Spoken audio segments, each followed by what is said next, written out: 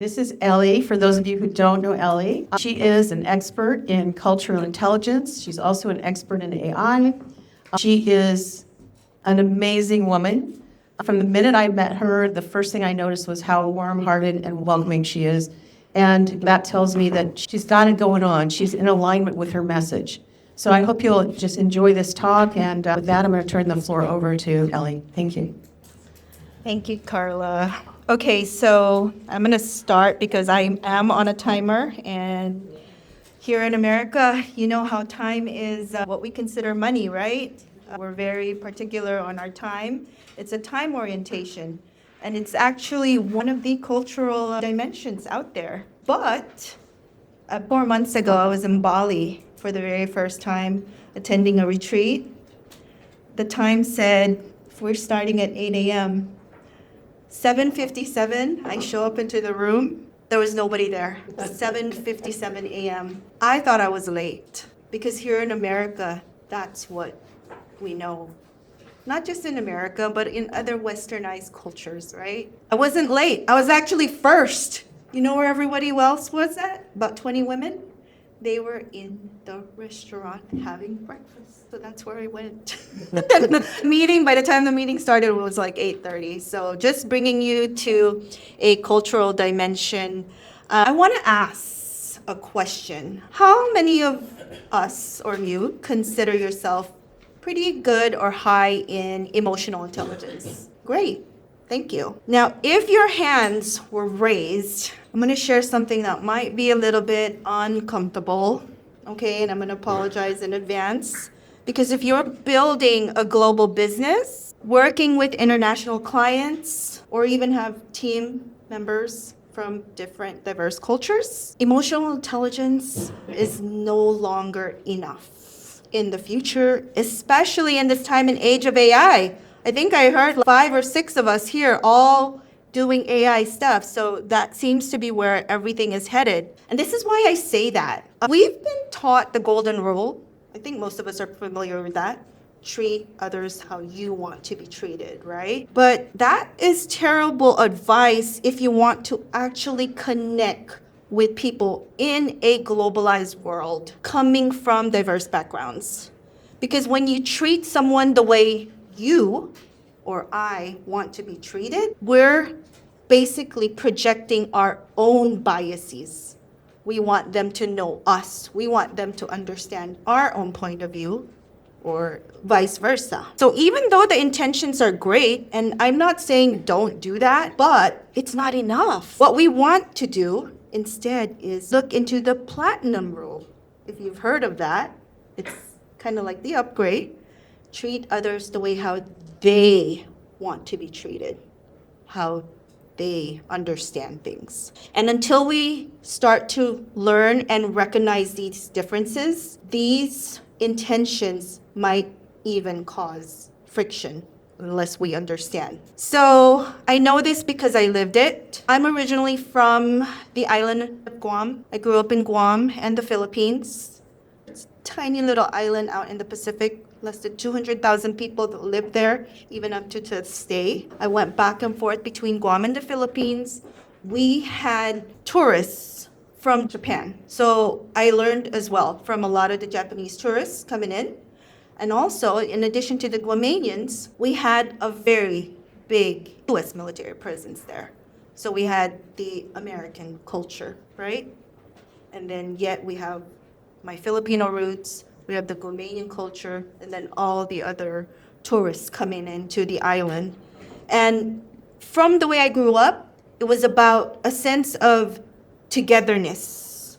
I was told that education, knowledge was key, the key to the future. And that's what I focused on, my education, understanding, and respectfulness for different people. When I moved to California in 2000, the reality set in because, yes, I was experiencing culture shock. The very directness of people was really hard for me to adjust to and take in.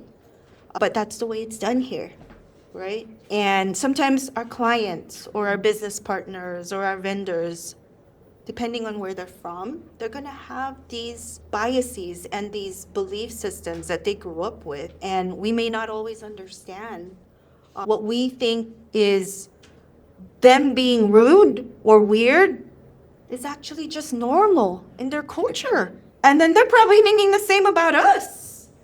Why is this person being so loud? Do you really need to get up? Do you really need to make that hard handshake? Because we're not used to that. I wasn't used to that whole intense type of a handshake, which signals confidence and power. So the turning point for me was when I started getting passed over for a promotion. I thought, as I had mentioned, that my education and my knowledge and my efficiency would get me a promotion. And instead, it was going to other people that I felt were less qualified than me. And then it happened again and then again. And so I said, something is wrong with me. There must be something wrong with me. Why can't I move up? This was back in 2018, 17. I was like, I need more emotional intelligence is what I need. And honestly, it was my focus. I want to be the expert in emotional intelligence. Just you watch in my head. I'm not saying that. So about 2 years of emotional intelligence, I'm like, okay, it's not enough. I need to go back to school. And then the pandemic hits. I do go back to school. One class was the one that I was most excited about, and guess what it was? Of course! Emotional intelligence, right? I'm like, I can't wait. Oh, you just wait. I'm going to have all these certifications and knowledge on emotional intelligence. What happened? I didn't know that in that class, the very first time I heard the word exposed to, the word cultural intelligence happened. Then it was a whole new, what? What? Are you serious? There was such a thing. Cultural intelligence has been studied since the 70s and 80s. Geert Hofstede. As soon as I learned about cultural intelligence, I consider him the father and the pioneer for cultural intelligence. He has 6 dimensions of culture, and I'm only going to have time to cover 2 right now, okay? So the first one is called power distance. Power distance, it's how culture views hierarchy and authority. Here in America and other Western countries, westernized countries, we're pretty flat.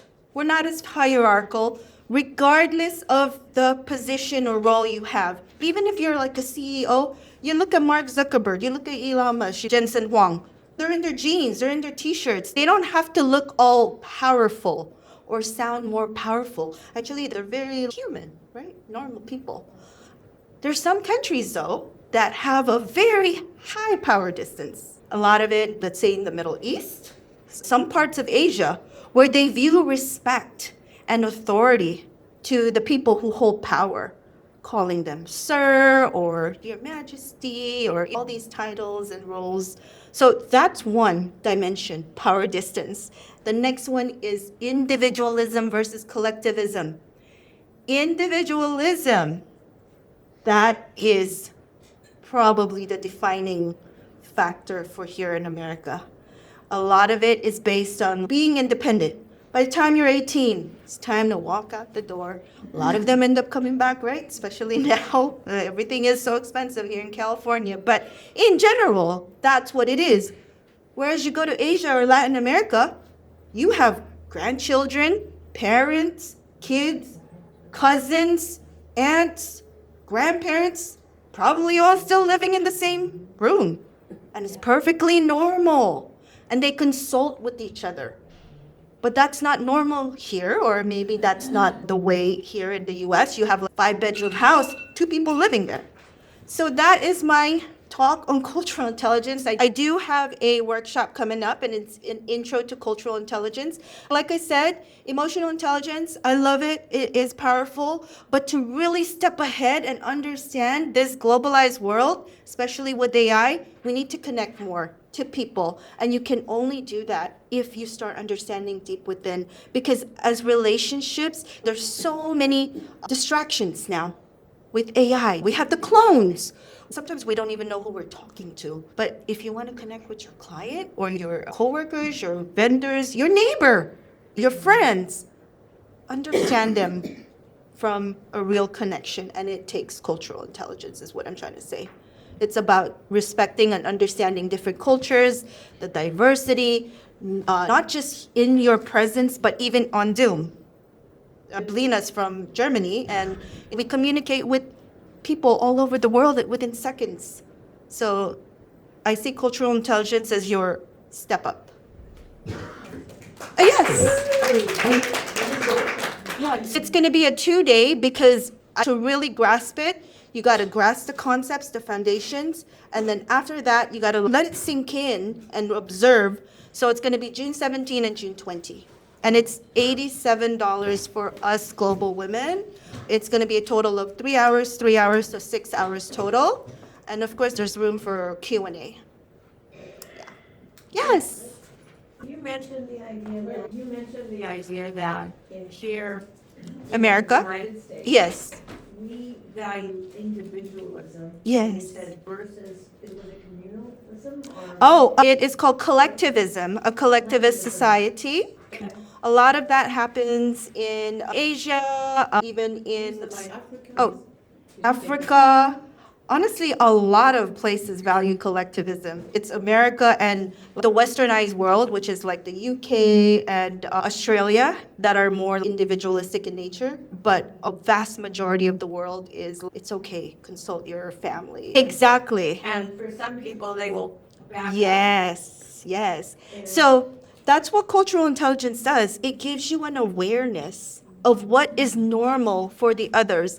And not so much that you have to know every single nuance and custom and tradition of the world. That's not what it's about. It's not knowing every single thing. It's just being able to understand. Once you're aware, you kind of know what may or may not be applicable. But even if you weren't and you see somebody else doing the opposite of what you do, you don't have to make that quick judgment and say, this person, these people are just weird.